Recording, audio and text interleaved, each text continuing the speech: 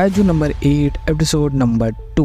Episode का नाम है the kaiju defeats kaiju. Episode के स्टार्टिंग में देखने को मिलता है एक फ्लैशबैक सीन जहाँ पे काफका और उसके बेस्ट फ्रेंड बातें कर रहे होते हैं, which is not so important, so let's skip it. फिर हम लोग प्रेजेंट के सीन में आते हैं। हम लोग देख सकते हैं जो बुढ़ा आदमी होता है वो काफका को काइजू के फॉर्म में देख के काफ़ी ज़्यादा शॉक हो जाता है। तो जो इचिकावा होता है वो काफका को बोलता है कि भाई एक बार स्माइल देख के ट्राई कर, बात शायद बन जाए या फिर बात बिगड़ भी सकती है। तो जैसे ही काफका स्माइल करता है वो और ज़्यादा क्रीपी लगता है और इस क्रीपीनेस से बुढ़ा बेहोश। फिर इचिकावा और काफका बुढ़े को देखने जाते हैं तो काफका जैसे ही दीवार पर हाथ रखता है दीवार वहाँ से पूरी तरीके से डिस्ट्रॉय हो जाती है, विच शोज़ हमें कि काफका कितना ज़्यादा पावरफुल है अपने काइजू फॉर्म में।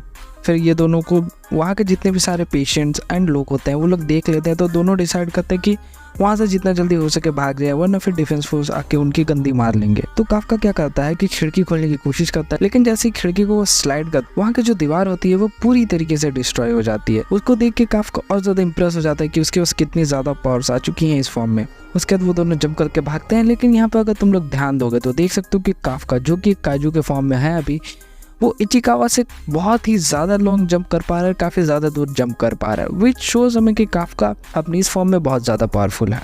हम लोग अभी बोल सकते हैं कि काइजू फॉर्म में काफका के पास रियल लाइफ चीट कोड आ चुका है, वो अभी मून जंप कर पा रहा है। तभी हम लोग देख सकते हैं यहाँ पे जितने भी डिफेंस फोर्स वाले होते हैं वो सब रेडी हो जाते हैं, जो कि नया काइजू लोकेट हुआ हॉस्पिटल में उसे पकड़ने के लिए। यहाँ पे हम लोग नेक्स्ट सीन में देख सकते हैं कि काफका और इचिकावा दोनों रोड में भाग रहे होते हैं एंड इचिकावा सोच रहा होता है कि ये कैसे हो सकता है एंड मेरे जो सेंपाई हैं वो काइजू में कैसे बदल सकते हैं। तभी जब वो पीछे मुड़ के देखता है तो काफका पूरी तरीके से घिनौना टाइप का ट्रांसफॉर्म हो गया था, जिसको देख के वो और ज़्यादा शॉक हो जाता है और कैसे कैसे करके काफका अपने काइजू फॉर्म में वापस आता है। इसके बाद और एक ज़्यादा मेन प्रॉब्लम अराइज हो जाती है, वो है कि पी होल नहीं है इसका, तो भाई पी कैसा करेगा।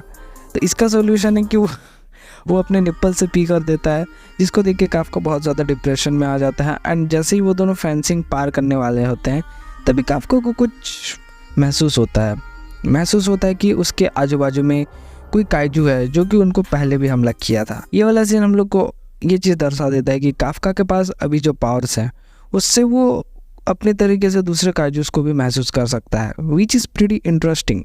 तभी डिफेंस फोर्स वालों को भी पता चल जाता है कि जो दूसरा वाला काइजू है वो भी अपेयर हो चुका है एंड जो दो कार्स में डिफेंस फोर्स वाले आ रहे थे, एक कार उधर चली जाती है जहाँ पे दूसरा काइजू अपेयर हुआ है एंड एक कार काफका की तरफ जाती है।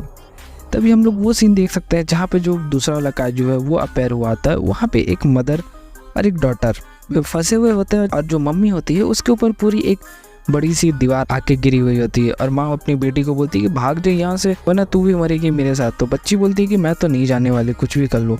तो जो काइजू होता है वो बच्ची पे हमला करने ही वाला होता है, लेकिन एंड मोमेंट पे गैस हु कौन आता है, हमारा हीरो काफका। वो आके काइजू को लेफ्ट हैंड से मारता है कि काइजू बहुत दूर उड़कर चला जाता है, जिसको देख के अगेन काफका अपनी पावर से काफ़ी ज़्यादा इंप्रेस हो जाता है। लेकिन वो जैसे ही मुड़ता है लड़की की तरफ, लड़की पूरी तरीके से डर जाती है, लेकिन लड़की को कंसोल करने की कोशिश करता ही है काफका। तभी इचिकावा आके उस लड़की को संभालता है एंड काफका जो होता है उसकी मम्मी के ऊपर से वो भारी सी दीवार को उठाता है। तभी जो दूसरा वाला काइजू जो अपेयर हुआ था वो वापस से आता है इन पे हमला करने।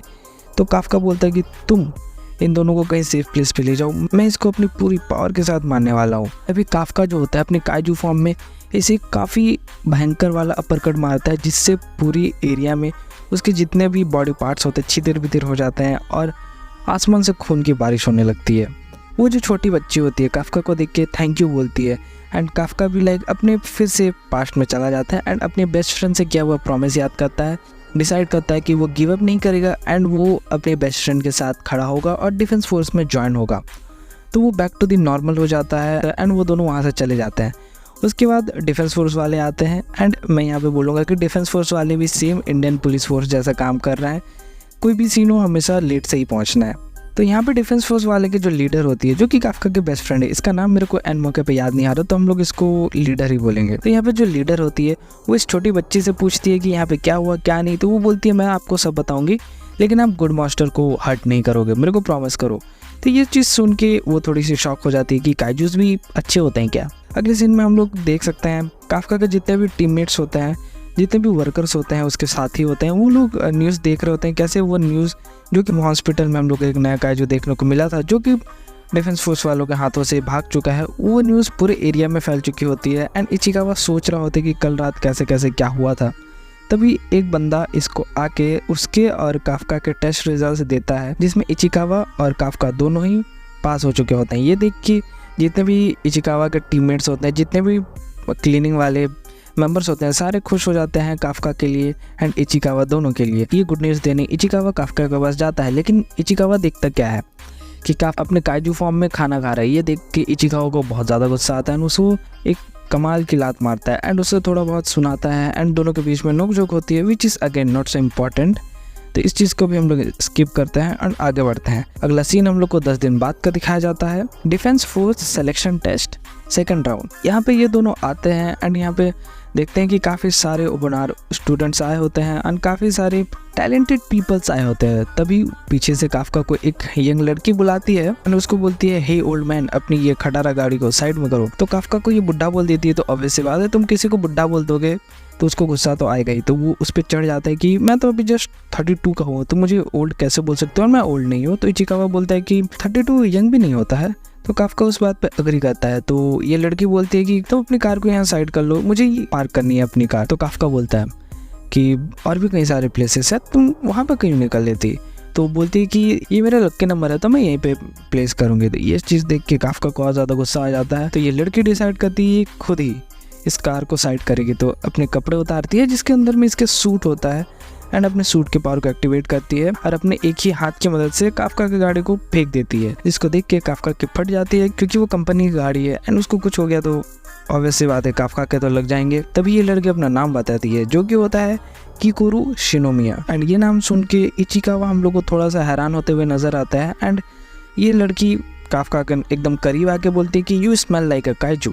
और इसी के साथ ये एपिसोड खत्म हो जाता है। तो आगे क्या हुआ, ये लड़की को पता कैसे है कि काफका एक काइजू है या फिर इसके अंदर से स्मेल क्यों आ रही है, जो भी सवाल है वो हम लोग को नेक्स्ट एपिसोड में पता चलेगा। तो नेक्स्ट एपिसोड चाहिए तो like share subscribe and comment करके बताओ कि नेक्स्ट एपिसोड चाहिए कि नहीं चाहिए।